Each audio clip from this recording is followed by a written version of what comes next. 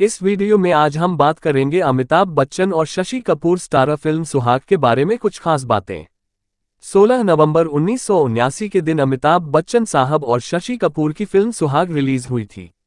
मनमोहन देसाई द्वारा निर्देशित सुहाग फिल्म में हर वो मसाला था जो उस दौर में फिल्म के शौकीनों को पसंद आता था, फिर चाहे वो एक्शन हो, रोमांस हो, इमोशंस हो या कॉमेडी हो। इसलिए ये फिल्म दर्शकों को इतना पसंद आई थी।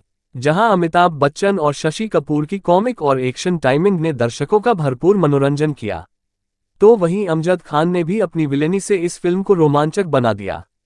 कादर खान के लिखे डायलॉग्स इस फिल्म की यूएसपी बने। चप्पल कौन सा कोल्हापुरी नंबर कौन सा नंबर 9। हाँ, देखने में 9 फट। और आनंद बख्शी जी के लिखे गीतों को लक्ष्मीकांत प्यारेलाल ने अपनी धुनों से सजाकर फिल्म में 4 चांद लगा दिए। अमिताभ बच्चन व शशि कपूर के अलावा फिल्म की प्रमुख स्टार कास्ट थी निरूपा रॉय, रेखा, परवीन बाबी, अमजद खान, रंजीत, कादर खान, जीवन, जगदीश राज, कृष्ण धवन, मूलचंद और वत्सला देशमुख। फिल्म में कुल 7 गाने रखे गए थे और इन गानों में आवाज दिए थे मोहम्मद रफी, शैलेंद्र सिंह, अनवर, लता मंगेशकर, आशा भोसले, शशि कपूर ने। और इन गानों के बोल थे, आज इम्तिहान है, 18 बरस की तू होने को आई, ओ माता शेरोवाली, तेरी रब ने बना दी जोड़ी, ए यार सुन तेरी यारी, मैं बेघर हूं, अपने घर ले चलो, एक डाल पे 2 फूल खिले इत्यादि। अब जानते हैं इस फिल्म से जुड़े 12 अनसुनी कहानियों और रोचक बातों के बारे में। अगर वीडियो अच्छी लगे तो वीडियो को लाइक और हमारे चैनल लाइफ ऑफ बॉलीवुड को सब्सक्राइब जरूर करें। तो चलिए शुरू करते हैं। साल 1979 की सबसे ज्यादा कमाई करने वाली फिल्म थी सुहाग। 1 करोड़ रुपए के बजट में बनी इस फिल्म ने 5 करोड़ रुपए कमाए थे। उस साल की दूसरी सबसे सफल फिल्म थी जानी दुश्मन, जिसने 4.5 करोड़ रुपए की कमाई की थी। और तीसरे पायदान पर रही थी ऋषि कपूर की सरगम, जो 4 करोड़ रुपए कमाने में सफल रही थी। इस फिल्म को शुरू में सुरेश देसाई एंड एसोसिएट्स के बैनर तले साल 1975 में ही बनाया जाना था। उस वक्त इसके प्रोड्यूसर्स थे प्रकाश त्रिहन, सुरेश देसाई और सुभाष शर्मा, तथा इसकी कहानी लिख रहे थे के.एन. नारायण। इस फिल्म की मुख्य भूमिकाओं के लिए राजेश खन्ना, अमिताभ बच्चन, जीनत अमान और प्राण साहब को साइन किया गया था।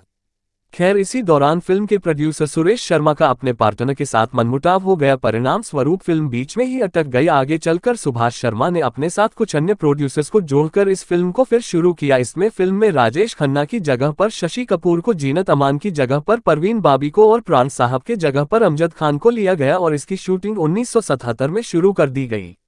मनमोहन देसाई की साल 1978 में आई फिल्म परवरिश से और इस फिल्म में कई समानताएं देखने को मिलते हैं, जैसे कि दोनों फिल्मों के मुख्य नायकों के नाम अमित और किशन है तथा दोनों ही फिल्मों में अमिताभ बच्चन के बूढ़े पिता की भूमिका अमजद खान ने निभाई थी। इनके अलावा दोनों ही फिल्मों में कादर खान ने नकारात्मक भूमिका निभाई है। परवरिश के अलावा प्रकाश मेहरा की इस फिल्म मुकद्दर का सिकंदर से भी सुहाग के कुछ किरदार मिलते हैं, जैसे कि मुकद्दर का सिकंदर में रेखा एक तवायफ की भूमिका में नजर आती हैं तथा अमिताभ बच्चन उनके प्रेमी बने थे, जो कि अक्सर शराब पीकर कोठे पर हंगामा करते हैं। फिल्म सुहाग अमिताभ बच्चन की लगातार तीसरी ऐसी फिल्म रही जो इस साल की सबसे ज्यादा कमाई करने वाली फिल्म साबित हुई। इससे पहले साल 1977 में फिल्म अमर अकबर एंथनी और 1978 में फिल्म मुकद्दर का सिकंदर साल की सबसे बड़ी हिट फिल्म साबित हुई थी, लेकिन सुहाग पिछली दोनों फिल्मों के मुकाबले थोड़ा कम बिजनेस किया था। इस फिल्म के गीत और शेरोवाली की शूटिंग लगभग 1 हफ्ते तक चली थी और शूटिंग अक्सर रात के वक्त हुआ करती थी। उस समय तक रेखा काफी थक जाती थी, इस कारण वह जाकर देवी की मूर्ति के पीछे सो जाते थे और शुरू होने के लगभग 5 मिनट पहले उन्हें जगाया जाता था। सुहाग फिल्म की शूटिंग जब चल रही थी तब देश में इंदिरा गांधी सरकार ने इमरजेंसी लगाई हुई थी। ऐसे में इस फिल्म के कई दृश्यों को विदेश में शूट करना पड़ा था, क्योंकि भारत में उन दृश्यों को फिल्माने की परमिशन नहीं दी गई थी। फिल्म में एक दृश्य है जिसमें अमिताभ बच्चन और शशि कपूर हेलीकॉप्टर पर लटके दिखाई देते हैं। वो दृश्य मनमोहन देसाई को सिंगापुर में शूट करना पड़ा था। ऐसे ही फिल्म के और कुछ दृश्य लंदन में पिक्चराइज किए गए थे। फिल्म का मशहूर गीत तेरी रब बने बना दी जोड़ी लंदन के रिचमंड पार्क में शूट हुआ था। सुहाग में इक्का दुक्का दृश्य ऐसे हैं जिनमें सुनाई दे रहा बैकग्राउंड म्यूजिक बाद में अन्य फिल्मों में भी इस्तेमाल किया गया, जैसे परवीन बाबी और निरूपा राय के मिलने के दृश्य में जो बैकग्राउंड म्यूजिक सुनाई देता है उसे बाद में गंगा जमुना सरस्वती में फिल्माया गया था। ऐसे ही अमिताभ सुहाग में जब भी अपना वो मशहूर कोल्हापुरी चप्पल वाला डायलॉग बोलते हैं तो उसके बैकग्राउंड में सुनाई देने वाला म्यूजिक फिल्म देश प्रेमी के भी उस दृश्य में सुनाई देता है, जिसमें गुंडे हेमा मालिनी का अपहरण करने की कोशिश करते हैं और अमिताभ बच्चन से उनका सामना होता है। सुहाग फिल्म की शूटिंग 1977 में ही शुरू हो गई थी, जबकि इसका मुहूर्त 12 जनवरी 1976 को ही हो चुका था। लेकिन देश में लगी इमरजेंसी के चलते इस फिल्म को कंप्लीट करने में काफी समय लग गया। इसी बीच प्रकाश मेहरा की फिल्म मुकद्दर का सिकंदर 1978 में रिलीज हुई। उस फिल्म में भी रेखा व अमिताभ बच्चन और अमजद खान थे। मनमोहन देसाई को जब पता चला कि मुकद्दर का सिकंदर फिल्म में भी रेखा एक तवायफ का कैरेक्टर प्ले कर रही हैं तो उन्हें बड़ा गुस्सा आया। मनमोहन देसाई को लगा कि प्रकाश मेहरा ने किसी तरह रेखा से सुहाग फिल्म के उनके कैरेक्टर की जानकारी निकलवाकर उसे मुकद्दर का सिकंदर फिल्म में पहले इस्तेमाल कर लिया। मनमोहन देसाई ने तब कुछ इंटरव्यूज में प्रकाश मेहरा की बुराई कर दी थी। बताया जाता है कि तब रेखा से भी उनका काफी विवाद हुआ था, जबकि प्रकाश मेहरा का कहना था कि उन्होंने अपनी फिल्म में रेखा का जो कैरेक्टर डेवलप किया था वो पूरी तरह से उनके खुद के दिमाग की उपज थी। रेखा से उन्होंने मनमोहन देसाई की फिल्म के बारे में कुछ भी पूछताछ नहीं की थी। जब मनमोहन देसाई ने एक्ट्रेस परवीन बाबी को पहली दफा सुहाग फिल्म ऑफर की थी तो परवीन ने उनका ऑफर ये कहकर ठुकरा दिया था कि वो कबीर बेदी के साथ यूरोप जा रही हैं और वो नहीं जानती कि उनकी वापसी कब तक होगी। लेकिन मनमोहन देसाई तय कर चुके थे कि परवीन बाबी को ही वो सुहाग के उस रोल में कास्ट करेंगे।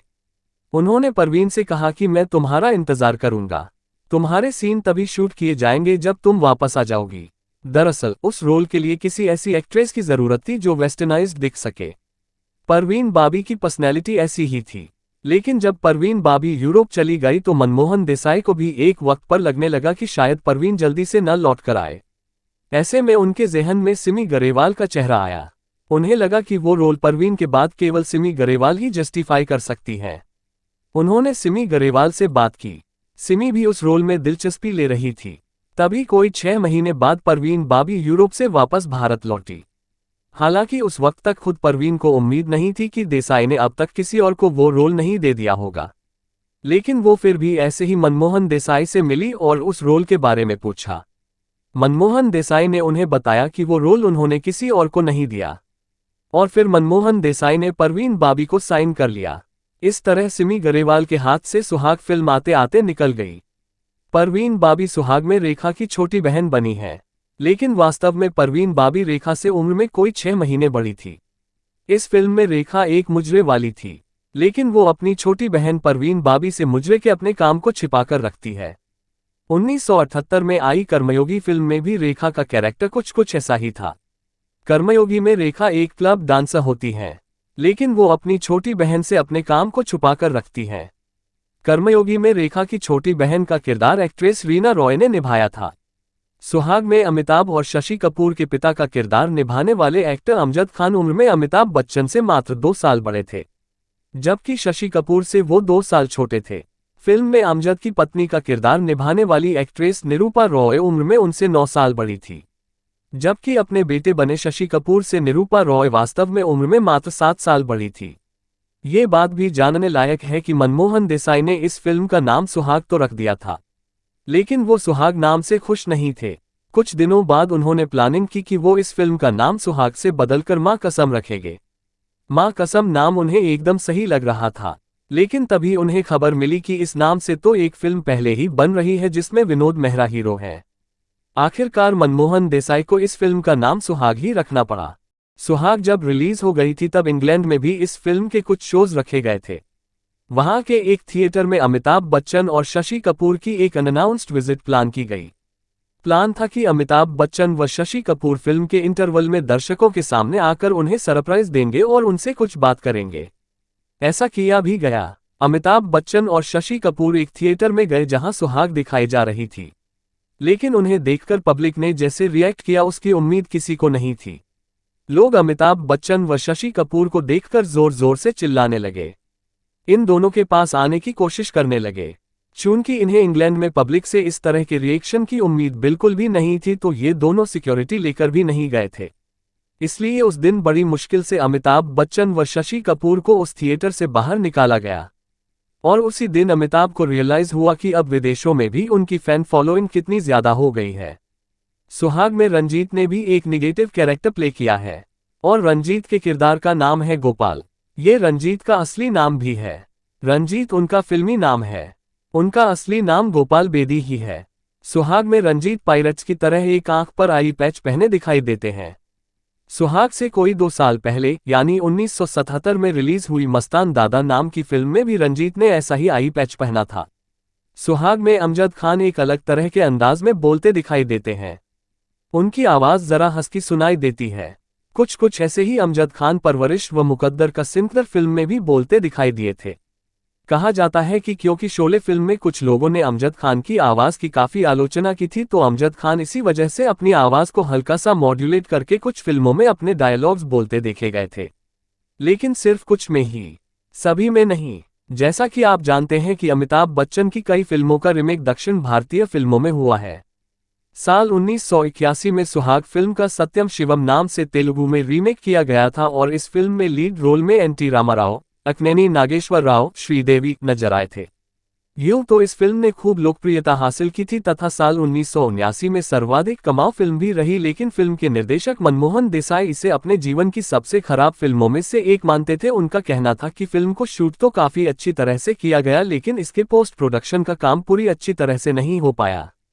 मनमोहन देसाई की यह बात फिल्म के कई दृश्यों के दौरान महसूस भी होती है, जैसे कि क्लाइमैक्स हेलीकॉप्टर वाले दृश्य को ही ले लीजिए। इस दृश्य में अमिताभ और ऋषि कपूर के क्लोजअप को स्पेशल इफेक्ट के माध्यम से तैयार किया गया, लेकिन स्पेशल इफेक्ट तकनीकी रूप से काफी खराब था, जिससे दर्शकों को साफ साफ पता चल जाता है कि यह उस दृश्य का असली हिस्सा नहीं है। तो दोस्तों, ये थी साल 1979 की सबसे लोकप्रिय फिल्म सुहाग पर हमारे एक विशेष प्रस्तुति। अगर वीडियो पसंद आई हो तो इसे लाइक और शेयर भी कर दें तथा ऐसे ही दिलचस्प वीडियोस की नोटिफिकेशन पाने के लिए चैनल को सब्सक्राइब करके बेल आइकॉन का बटन भी जरूर दबाएं। धन्यवाद।